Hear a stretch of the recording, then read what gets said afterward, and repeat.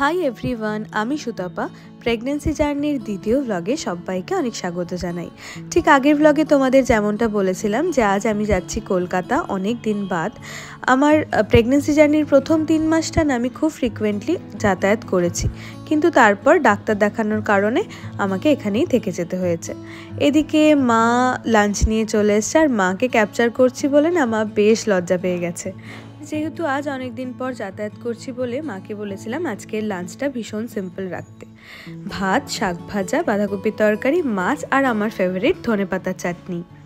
আর এই ভ্লগটা আমি শ্যুট করেছিলাম 20 জানুয়ারি, যখন আমার চলছিল 22 উইকস 1 ডে মতো, মানে 5.5 মাস মতো। আর বড়দের কথায় 5 মাস পেরিয়ে গেলে তারপর আর ঠাকুর ছুতে নেই।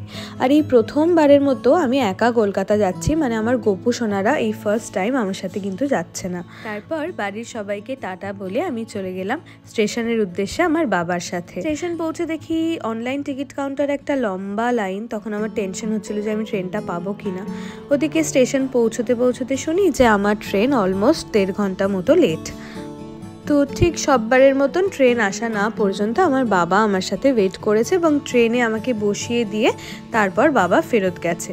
বাবার আর মায়ের ভীষণ ইচ্ছে ছিল যে বাবা আমাকে হাওড়া পর্যন্ত ছেড়ে দিয়ে আসবে, কিন্তু আমি বারণ করেছিলাম, কারণ ওই যে বাবা যখন ছেড়ে আমাকে চলে আসে না, ওই টাইমটা আমার ভীষণ মন খারাপ লাগে। তো মা কিছু ফ্রুটস প্যাক করে দিয়েছিল ট্রেনে খাওয়ার জন্য, সেটা কিছুটা খেয়েছিলাম। তো আমার হাজব্যান্ড কিছুদিনের জন্য অফিস ট্রিপে গেছিল, তো আমাদের প্ল্যান ছিল যে আমি স্টেশনে নেমে দমদম এয়ারপোর্টে ওকে রিসিভ করতে যাব, কিন্তু আমার ট্রেন লেট হওয়ার কারণে ওই আমাকে রিসিভ করতে চলে এসেছিলো হাওড়াতে। তারপর একটা ক্যাব বুক করে আমরা বাড়ির পথে রওনা দিলাম দুজনে একসাথে। আর গাড়িতে যেতে যেতে মনে হচ্ছিল যে কতক্ষণে আমি পৌঁছবো। কতদিন আমি এই বাড়িটায় আসিনি, আমার রান্নাঘরটায় যাইনি, তো একটা আলাদা এক্সাইটমেন্ট কাজ করছিল। তো এসেই ফ্রেশ হয়ে আগে দুজনের জন্য গরম গরম চা বসিয়ে দিয়েছিলাম। আর এবার আমি ওর সাথে ঘুরতে যেতে পারিনি বলে ও কিন্তু আমার জন্য অনেক কিছু শপিং করে এনে দিয়েছে। তো ভাবছিলাম কখন ব্যাগটা আনপ্যাক করব। তো এসেই ও ওর কিছু অফিসের কাজ নিয়ে বসেছিল আর আমাকে এই গ্লেনারিসের ব্যাগটা হাতে দিয়েছিল, যার মধ্যে ছিল অনেক কেকস, যেগুলো আমার ভীষণ পছন্দের। এই কেকের বক্সগুলো দেখে তো আমি ভীষণ খুশি হয়ে গেছিলাম। আর আরও আজকে একটা স্পেশাল জিনিস, সেটা হচ্ছে যে আমার হাজব্যান্ড আগে কিছুই রান্না করতে জানতো না, মানে ছোট থেকে বাইরে পড়াশোনা করলেও কখনো নিজে হাতে রান্না করে খায়নি। কিন্তু এই যে আমি 1.5 মাস মতো ছিলাম না, এর ফাঁকে কিন্তু ও আমার কাছে ভিডিও কলে এবং আমার শ্বশুরমশাইয়ের কাছ থেকে জেনে জেনে প্রচুর কিছু রান্না শিখে গেছে। এবং ওর ইচ্ছে ছিল যে আমি এরপরে যেদিন প্রথম কলকাতা আসবো সেদিন ও আমাকে নিজের হাতে চিকেন বানিয়ে খাওয়াবে। তো ট্রাভেল করে আসার পরও কিন্তু ফুল এনার্জি নিয়ে ও চিকেনটা রান্না করেছিল এবং আমার ভীষণ ভালো লাগছিল যে আমি প্রথমবার ওর হাতে রান্না খাবো।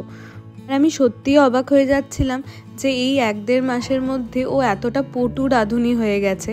তাও হাতে ধরে ওকে কেউ শেখায়নি, জাস্ট ফোনে আর ভিডিও কলে শুনে শুনে ও কিন্তু অনেক কিছু রান্না শিখে গেছে।